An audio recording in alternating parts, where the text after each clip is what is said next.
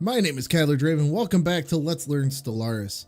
So I kind of fast forwarded the game just a little bit for you guys. I wanted to get to a point where you weren't sitting here watching me do all the humdrum boring stuff I already taught you guys how to do. So I'm going to jump back in. I finished the research on the colony ship. So we got to actually build a colony ship. So how do we go about doing that? What you're going to do is go to your homeworld, which is going to be your number one. So you can just hit your number one button down here. And then you're going to click on the spaceport tab and then go to build. As you'll see, we have a Corvette, construction ship, science ship, and we got to build a colony ship. So we got to wait just a little bit to get the minerals to do the colony ship. So we're going to wait. We're going to stop spending our money and just wait till we get enough to get that built. So what has changed since you guys last joined me? The situation log has gotten a little bit more full. Let's kind of look at what we have here. We got a few different options for things that we can accomplish. We have the precursors situation, which you have to find Ute artifacts. You have to recover them. And we found one artifact, and if we click on that, we can go straight to where that is. So as we can see, it's on Dodenheim 7, which is close to home. But if we actually look at what's required for it, we need a scientist with a skill of 4. And we currently don't have a scientist with a skill of 4. We have one with 3 and one with 2. So we can't even accomplish that right now. So let's see what else we got. We got high value mining targets. And what that is it's another little quest line. And you can hit track on map. And it'll show you on the map where all 5 of the locations are. And if we zoom out, you can see they're spread out all throughout the galaxy. So this isn't something you're going to be able to take care of right away. So it's kind of one of those things. If you get to it, you can get to it. It'll give you a giant boost in minerals and energy and some research, but it's not something you can really go out of your way at this time to do right now. So just always keep long drawn out types of situations in the back of your mind. And then we encountered some more aliens. If we look, the map has definitely gotten a little bit more littered with the red exclamation points of doom. And then we also found a couple of aliens that we don't know anything about, but we know that these are advanced aliens. They're aliens we can communicate with based on the fact that they have the question mark in the box and they have a legitimate name. That just lets you know that there are 2 different empires kind of situated right above us, which is something we're going to have to keep an eye on. So what we're going to do is the ones closest to us, if we hover over it, if we can actually just, back out. If we hover over it, it'll tell us these are the Epsilon aliens. So what we're going to do is we're going to go to the situation log. We're going to find the Epsilon aliens and we're going to start the research for that so we can actually learn how to communicate with those aliens. So what do we got going? We currently we got to wait to get enough minerals to build the colony ship, and we have to wait for the aliens for us to understand the aliens' language. So as we're doing that, and we're just going to kind of wait for a few minutes, we're going to just kind of keep exploring, keep doing exactly what we were doing before, understanding the area around us so that we can better understand the way that we're going to need to play this game. So we got 2 science ships currently not doing anything. So what we could do is we can just go around and we can just keep surveying these systems. Our construction ship is finishing up a couple of little chores I had for it right before I started the video for you guys.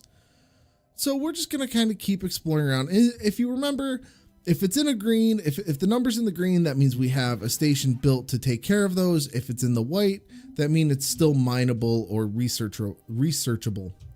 So our construction ship really isn't going to do much because we kind of just want to bide our time, make sure we get enough energy credits. And then we have our fleet way up here.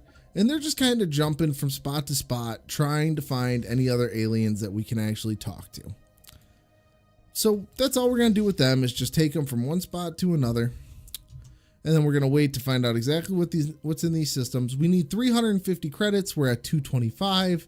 That's going to take just a little bit longer. Our situation log, we're about to be able to communicate with these aliens. So what we're going to do is we're going to show you how the interaction goes with different empires throughout the game. Special project. There we go. It's finished. After successfully translating their language, we have established communications with the Republican Kormathani tribes. Diplomatic channels are now open and all hostilities have been terminated. We have made first contact. All right, so we've made first contact, which is huge for a brand new empire. Let's see. I speak for Executive Zillador, and the wealthy elite of the Republican Comanche tribes. Your alien whales are objectionable to us, but perhaps we could still engage in limited trade, assuming your inferior civilization produces anything of value. So we have different options based on the ethics that we picked before. We have the way forward lies in our hands, our citizens send their regards, and who is Fontoros? This is Fontoros speaking, and we are Fontoros. So what we're going to do is our citizens all send their regards. This is just a little dialogue box to tell you that everybody's all excited that you made first contact. And let's take a second to actually figure out what that means. So if you go up here to the top, you'll see a little contacts button. Click contacts, and this will show you everything we've come into contact with. We've come into contact with a primitive feudalism society, which is nothing to us right now. And we've come into contact with the Republican Cormonthany tribes. I apologize, Mr. Reptilian Lizard Man, I did not know how to pronounce your name right. And in this beginning screen, the Empire screen, it'll tell you how far away and how they actually feel about us. And this will tell you why they feel the way they do. They, let's see, they're xenophobic, or the xenophobia gives them -20. They're individualist, which gives them -10 towards us. Our borders are relatively close, so we get -6. And new contact is -20, and we'll lose that throughout the year. So as each year goes by, we'll lose 1 point of negative on the new contact. So let's jump right in. Let's talk to them here. So this will tell you everything you need to know about them. So we start here. That's the same. Their opinion of us, it's the same as the other screen. This will tell you how many colonies they have, how many population they have, if they're our rival, if they have an embassy with us, if we have an embassy with them, what their attitude towards us currently is, how superior they are to us, or how they relate to us on 3 different fronts, how strong their fleet is, what their capacity is, and what their technology level is. As you can see, they're currently stronger than us because their fleet power is superior. Well, we really haven't done anything to our fleet yet, so that's to be expected. The naval capacity, which if you remember is up here on the top bar on the right hand side, we have a 13. They're probably somewhere right in the range of 13, and their technology level is equivalent, which means they probably have the same amount of technology coming in, and they've probably completed about the same amount. So if we look, we'll see what their homeworld is. We currently don't have much intel on it. We'll see what their modifiers currently are, like what type of planets they can habitate, what rate, like they're reptilian or mammalian or a fungal. They're goofy little face. We always love their goofy little face. And they're a collectivist group, they're a xenophobic group, and they're a pacifist group, which means they're not very happy to go to war. They really like having slaves, and they don't much care for other aliens. So if it was up to these guys, they would take us over and turn us into slaves. But they're also pacifists, oddly enough. That seems like a very bizarre combination.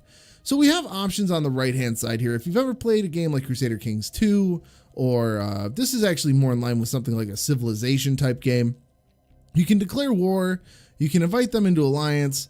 The X means that it's not going to happen. If you hover over it, same as it is with the opinion of us, it'll tell you exactly why they're not going to like it. They have a very unfriendly attitude towards us. That's a -1000. You're never going to get past that.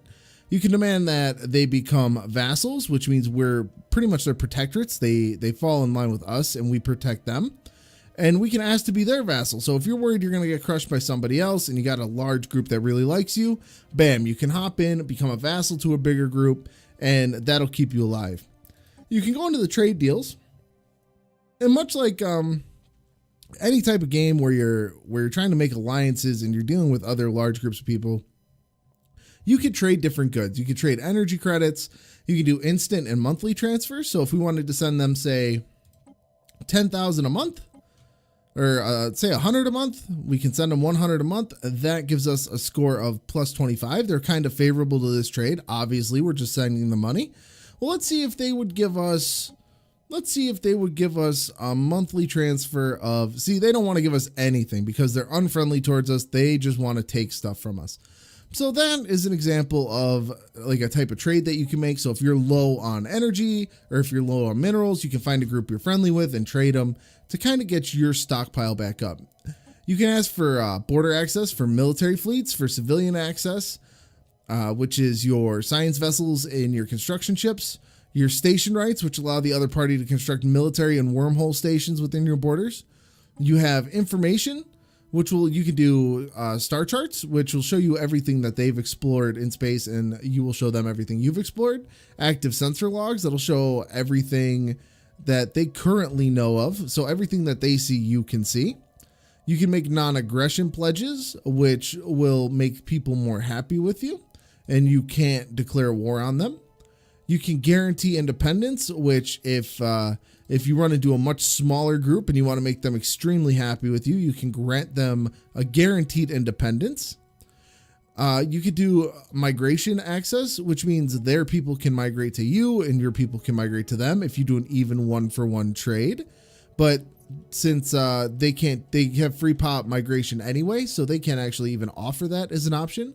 But a group that does not have the free population migration edict set, they won't be able to, they'll be able to use this. So if you don't have free population migration, you can actually use this so your population can move in and out between a very select type of empires. And then you have research agreements, which basically gives the other party negative 25% research cost to anything that I already know, and vice versa. So those are all the options you currently have underneath the trade window. Let's head back in. We weren't quite done. We also have establish an embassy, and what an embassy does is it'll give you +1 every month to a maximum of 100, and you can have up to 3 embassies at a time. So you can have an embassy with these guys, you can have an embassy with the frog people of Mylar 4, and you can have an embassy with, I don't know, the Bender race of drunken boozies 17. So we're really close to these guys. So what we want to do, close as in a close proximity. So what we're going to want to do is, let's set up an embassy. So that way, every month, they will end up liking us 1 more point, but it's only up to 100 points. So once you get up to 100 points, you can pull out your embassy and put it into another group that you found, like another empire. You can declare people as a rival, and declaring someone a rival will actually give you a positive influence score. So if I really didn't like these guys, or they were super far away and nothing would come of it, I could declare them as my rival, and that would give me an extra influence every month for however many rivals I have. And then you can insult them just to make them angry. So right now we set up an embassy with them. So that way maybe we can kind of smooth over relations to the point that they don't want to kill us. And you can also go to the species tab. And what this will do, these are all the species that we know of. We know of these guys who are, they fall under this group, the Post-Juk civilization, which is a primitive feudalism civilization. They're not spacefaring in any way. They really don't have any impact other than if you want to play as a slaver, you can enslave them, or you can interfere with them and try to get them out of the feudalism stage or the Renaissance stage or whatever stage they're in. And what they'll do is they'll come under your wing when they reach the space stage as a protectorate. And then we have the angry lizard people of the Cormathanes. And then you could see what traits they have. They're slow breeders, they're natural physicists, they're resilient, which means their garrison health is huge, and they prefer desert type planets. So now we kind of understand what we're looking for when it comes to, or what we're actually looking at in the Empire tab. So, and then you can hover over it. We have an embassy. It'll list the embassies that you have and any federations that you're in. We'll discuss federations a little bit later when we actually get one set up. And since we finished the colony ship research, I kind of left this blank until I got you guys back in the video. And we have 3 actually really good options. We have monthly influence, which will give us +1 influence every single month, which is huge, and it lasts 10 years, which is really important. So that'll give us quite a boost to our influence. And down the line, you'll go through influence really quickly. You have galactic ambitions, which gives you a much broader range for a much bigger border. So what that'll do is that'll allow you to actually have larger borders. So we'll actually be able to build mining stations on these really close systems like Dordadam and Dressel. And then we have army upkeep. So if you're playing a military type game and you're going to be invading a lot of planets with ground forces, you know you're going to want something like army upkeep, where it keeps the cost of your army lower. What I think we're going to do is we're going to go straight into border range.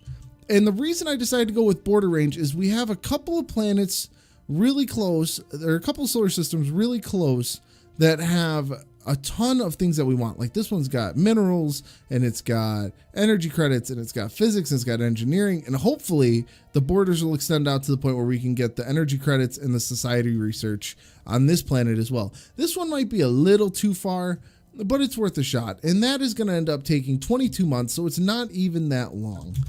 So what we're currently waiting on is we're still going to wait on getting our 350 credits, and we're just going to keep sending out our little fleets, our little science ships to just kind of understand what's going on around us. I had to take a little bit of coffee. So we don't want to build anything else, like I said, because we want to get that other colony ship up and running. If we weren't waiting on something like the colony ship, I would go over here and I would begin to set up outposts to get the research on the planets that we currently don't have the research on, the engineering and the society. Anomaly found. We found an anomaly. This one actually has a failure risk of 2%. So what we'll do with this one is we'll actually research it. It's really not doing no harm. It's a 2% failure risk. I think we can take that hit. It's worth the chance. So let's see how that actually goes. You can always go to the situation log and see exactly what's going on there. And then you can look over here and see, oh, he's investigating Lictabon 2, and that's showing you what the anomaly research is actually doing. And you can click on it and you'll see exactly what the research progress is if you want to do it that way. An immense ragged plains of shadow drift across Lictabon's 2 surface. They are cast not by clouds, but by sheets of organic material drifting through the upper layers of the atmosphere, hinged, or rather jointed, to allow for a small degree of articulation. All right, so our science officer is yet unwilling to say whether these things are flora or fauna and what the purpose is, but they cast an awesome shadow. So that's all that is. Research complete. Nothing else happened. So we actually finished our technology research. We can actually build improved spaceport number 2.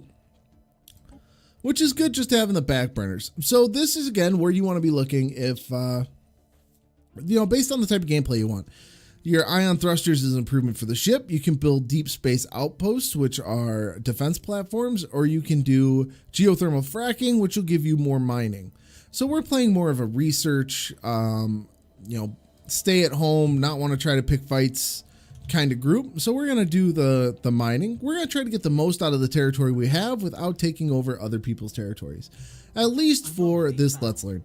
So we found another anomaly, and just for poops and giggles, we are going to research this, even though it has a high failure risk, because I just kind of want to see what happens. And sometimes you want to just spice things up in life. You know what I'm talking about? You just really want to get it done. So as you can see, our borders slowly increased. They're a little bit bigger now.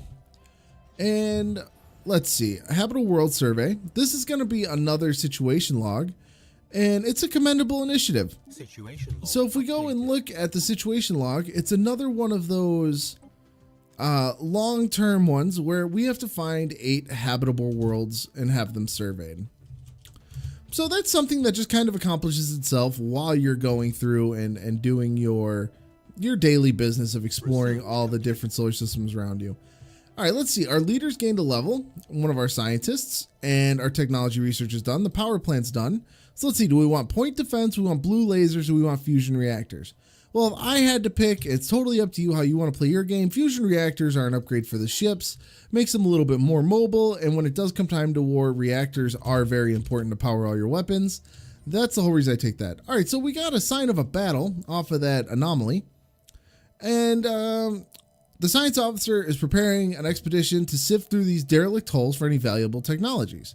Situation log. Cool. Updated. Well, that updated the situation log. Let's look. That's the Mount Graveyard expedition, and we need a scientist with a skill of 3 or higher. So let's just let's go to it, jump to it right away.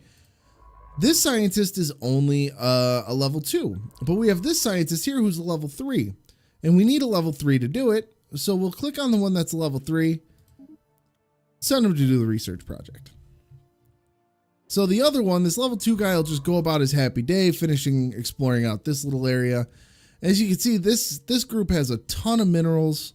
You know, this little solar system, it'll be fantastic to get ourselves into there and eventually start reaping all the benefits of those planets. All right, so I just noticed we hit our mineral cap. Well, we didn't hit the cap, but we hit our goal of 350. So what we're going to do is we're going to go, like I said, back down to this first tab, go to the spaceport tab, hit build, and we're going to go, bam, colony ship. That's going to take about 350 seconds, which is not terrible. Maybe a little bit less than that based on the speed of the game's currently set at. So once that's done, we will get the colony ship heading over and get that world kind of inhabitated. Inhabitated? Is habitated a word? Habitated? I think it's habitated. We're gonna go with habitated. Let me know in the comment section down below if I spoke wrong and it's not inhabited. Inhabited? Inhabited. That's the word I'm looking for. It's an inhabited world as soon as we're done with it. That's right. We're gonna take that world and inhabit the crap out of it. All right, so we're still just kind of flying around. I kind of forgot this guy was even just hanging out up here. That's why it's important to always check back on your outliner tab. Always look to see what's going on. And we're just going to kind of keep just sifting around through this little arm of the galaxy. Not too much there. As you can see up here, if you look at the outliner tab, you can hover over this. We're about 35% done with our colony ship, which it's moving along at a decent pace. Our science ships are doing what I had them set to do. The one's doing that anomaly. The other one is just scanning different solar systems. And then this is just basically out of, not gonna lie, it's just kind of out of boredom that I'm flying around exploring all this. It's not really that necessary. What happened here? Where did this come into contact? All right, that was my little fleet that I got exploring up here, way far away from home. This little pop-up came up, let me know that there was a hostile fleet. You can click on it. It'll take you right to where the hostile fleet was. And then if you hit M, it'll back you out, show you exactly where you are on the map. So that's not a big deal. We're not going to pay much attention to that because I'm not going to fight nobody right now with my tiny little fleet. Right now, this fleet is just a low-level, like a low-level research team, if you will. They're just going to kind of see if there's planets. They're just doing flybys to see, like, you know, like, they're going to see if Denny's is open. They're just kind of like, hey, can I stop and get some food? Like, I'm kind of hungry. I'm out in the middle of nowhere. But they really can't do anything of use. All right, so our colony ship is up to 65%. Here we go. Science officer Rald Micken has leveled up and gained the trait Expertise New Worlds. So I actually don't even know what that one is. So why don't we take a look at our science ship? You'll see it right here. Research speed on New Worlds is a plus 10%. So he got himself a nice little hefty bonus of experience. And he got the New World trait, which is fantastic. Just out of nowhere, he kind of found it himself, which is awesome. But he's currently got no assignment, so let's go back to him. We're done with that one. Let's go to Lictabon, finish that one. As you can see, this world is going to end up being a really good world to have in our borders because it's got 7 power. It's got 10 minerals. It's got 4 engineering. There's a lot of research we got to do there. You're just kind of sitting there. I don't want you to die. So we're going to move on to Heaven's Gate, which is probably going to be terrifying. All right, we have encountered some form of alien in the Heaven's Gate system. These strange objects have been tagged Theta aliens until we learn more about them. We should proceed with caution. Let's pause it real quick. Let's take a look at these aliens. Holy crap, look at those little glowy aliens. I don't want to deal with them. They have 713 military power to my 70. So let's GTFO and not deal with them right now. Special project complete. All right, our special project was completed by the one scientist, and we got +3. They found out that that planet's got +3 engineering, and the scientist got 200 experience. So nothing great, nothing bad. It might not have been worth it to do it, but you never know until you do. So since he's done with that, he currently has no orders. So let's just jump him over there, do that system right there. He's still trying to escape. Just a couple more minutes until this colony ship's done. And then I'll show you how to land the colony ship and why it's important on where you put the capital. That system's done. Those ones all have very angry alien vessels on them. So we don't want to mess with those right now. So we're going to go the other way and go check out Alcor and Jabba. Now, I haven't flown anybody into there yet, so I don't know if there's any aliens at all. But luckily, your science ships and your construction ships are smart enough to run the hell away if anything bad is happening. So this guy's still just going to hop along here. Let's bring him home. He's been out long enough. I might need to end up actually building a fleet. So let's bring him back to Agara. Construction complete. All right, so a lot of stuff happened at one time there. Oh, pardon me. As you can see, we're now accruing a negative balance, and it tells you why. The ship maintenance on the colony ship is huge. So we're going to be running a deficit for a little bit until we colonize something. So what we're going to do is we're going to click on the colony ship. And this is the colony ship. Nothing really, you could change the name of it, but nothing else you can really do. So we were going to go over here to this planet here, right? It's a 21. It's a good size. It expands our galaxy, or our empire rather, relatively good. So what you can actually do is if you know which planet you want, click on the planet, go to planet summary, click colonize, pick the colony ship that you want, and bam, it gives you the capital.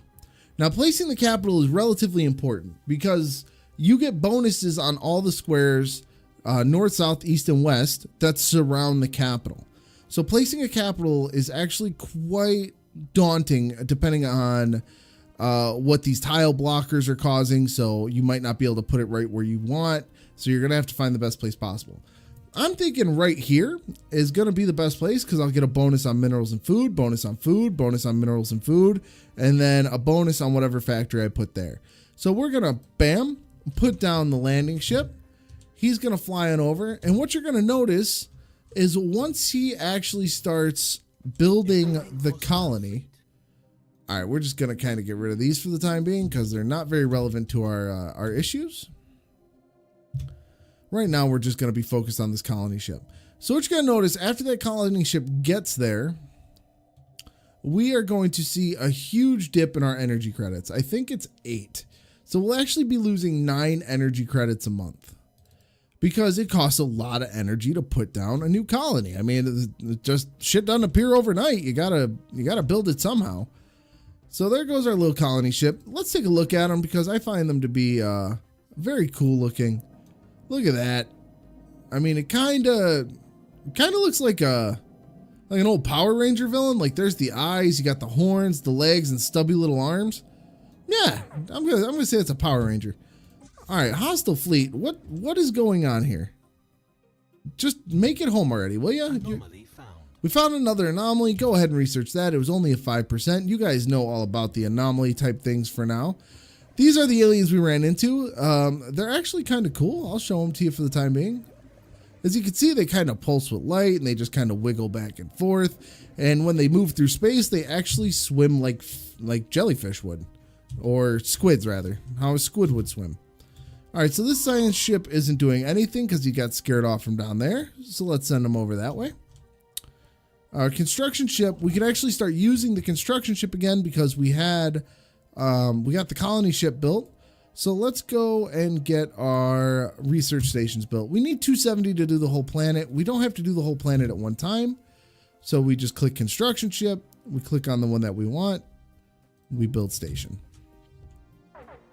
All right, we're encountering just angry fleets everywhere that we go.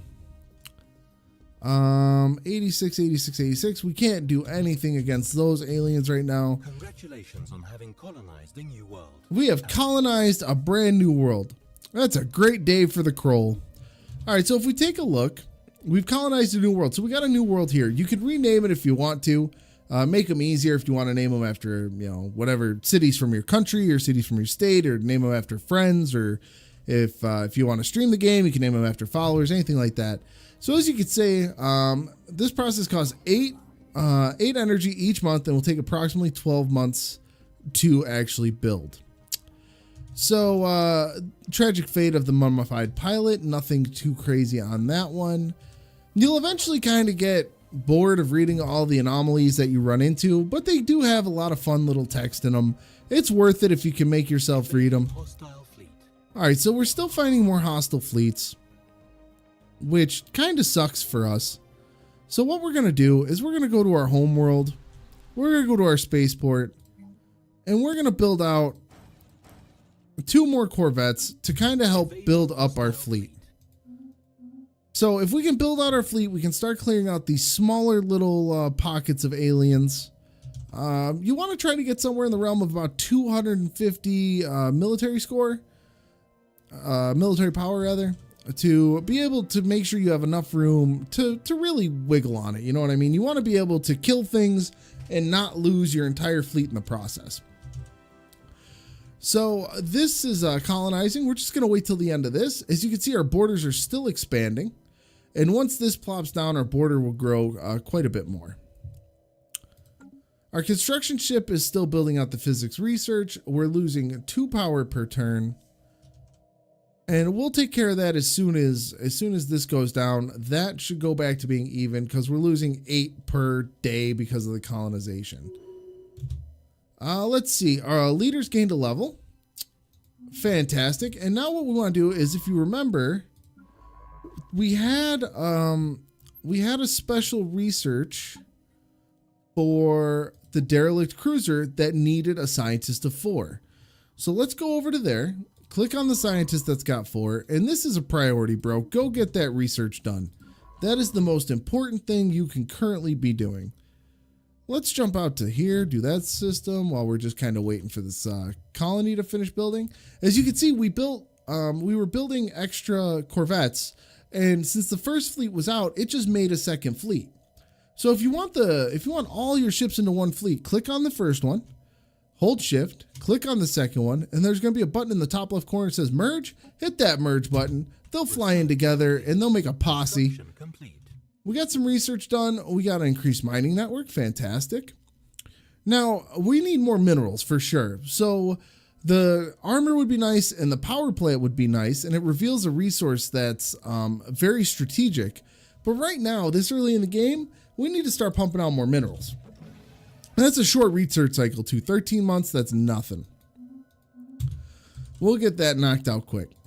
So as you can see, the second stellar fleet ran off to go be with the first stellar fleet, left the third stellar fleet standing at the altar. Let's get them all combined into one. So it's important to make sure you continually build all your... Oh, we're receiving a transmission from the Umikandra. They appear to have successfully translated our language. Diplomatic channels are now open, and all hostilities between us have ceased. Oh, look, he's like a cute little sloth guy. All right, so these guys had the same basic objectionable attitude towards us as the other ones. So let's take a look and see what these guys have to offer. All right, so these guys really hate us. They're fanatical purifiers, which they view all alien life as a cosmic mistake. So these guys are going to be a problem. There's nothing you could do to make these guys like you. They just want to kill you. They want to be the dominant race in the galaxy. So what we could do is let's actually click on the little camera. It'll show us right where they are. That's that other little blob I discovered while I was bringing my fleet up through here. So we got us. We got the Republican of weird little lizard guys, and we have the sloth army that is oddly hostile towards everything, which is very unsloth-like. But we can just kind of ignore them for now. We got some more research done. Our border range is going to be bigger. Let's do some more research. Now, like I said before, these tile blockers tend to be a giant pain in the butt while you're trying to expand your empire. So I take them every single chance I get, just that way it's not going to be a problem. And as you can see, our borders have definitely expanded. I now have Dressel and Dodamine and Lictabon underneath my control, as well as, nope, that one falls just outside my borders. And Lictabon is questionable. It's questionable. Oh God, I'm hitting all the wrong buttons. Can we do anything there? Nope. That actually falls outside of our realm of influence. As you can see, barely. And oddly enough, while I'm telling you that it does not fit, it is not there, it actually, our borders expanded just a little bit more, and now it falls under our borders. So our construction ship actually has quite a bit of work to be doing.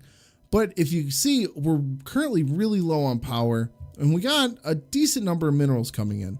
So what we're going to want to start with on these new worlds is we want to start with the mining stations, which are going to mine the energy credits and the minerals, which is what we need really, pretty bad. Once you get enough energy and minerals coming in, you could skip over those to start with and go right to your research, because research is incredibly important in this game. All right, so let's take a look. How's our colony doing? It's going to be done in a couple of months. You can see we placed our reassembled ship shelter there, which is going to produce us 2 food. And as you can see, we were doing research on how to, let's take a look at the research real quick. Dense jungle removal. Now, see, I didn't even do this on purpose. If you go to the new planet that we're trying to inhabit, you go to the surface, there's dense jungle squares that we have to get rid of. So this square here, we can actually clear out once that research is done. It costs a little bit of money, it costs a little bit of credits and minerals, but it's totally worth it. All right, so we have a fully functional planet that now belongs to us with all the same options as our capital planet. You have all the same stuff on your planetary summary screen. The surface is the same. You start with 1 population and you grow other populations as you go. You can build armies and you can build a spaceport when you have enough credits. So you can make this planet run essentially the same way as the homeworld that we started on. So on the surface of this planet, as you can see, we currently, all we're producing right now is food. It's not doing us much good. So they got to start pulling their own weight, right? So you can right click on these and you can build basic power plants. You can build mines. You can build farms. But what you need is you need population to actually fill that spot. Otherwise, there's nobody to work these plants. So in anticipation of needing more power, we're going to start building a basic power plant. Now, there's not going to be anybody there to work it, but I would rather have it there ready to put our population into. That way we can start getting power off of it as soon as the population is done and not waiting with a population not doing anything. Special project complete. All right, our special project is complete. We're going to pause it here right quick. All right, so this episode was kind of filled with a lot of mishmash because some stuff happened I wasn't expecting to happen, and we had to wait some time for the colony ship. But what I showed you how to do was get a colony ship over to a new world, plant that SOB down, how to look at the map, how to do some extra research to make inhabiting the worlds a little bit better, and a whole slew of other things in this episode. This was definitely a mishmash episode, but I hope you enjoyed yourself. I hope you learned a little bit of something. My name is Cadler Draven, and I hope to see you back soon. Thank you very much, guys.